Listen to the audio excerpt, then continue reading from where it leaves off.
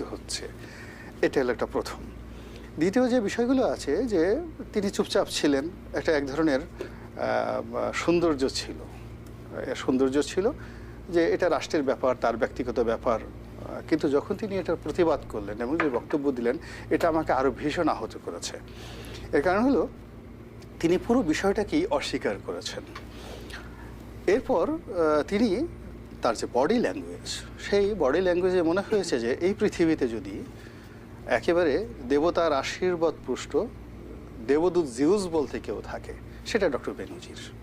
এবং কর্মজীবনে তিনি ছিলেন পরশ পাথর, তিনি কখনো কোনো অন্যায় করেননি, একেবারে সৎ, মানে ধর্মপুত্র যুধিষ্ঠিরের মতো তার চরিত্র। এবং দুধের মধ্যে ভেজাল থাকতে পারে, চিনির মধ্যে ভেজাল থাকতে পারে, বেনজির মধ্যে কোনো ভেজাল নেই।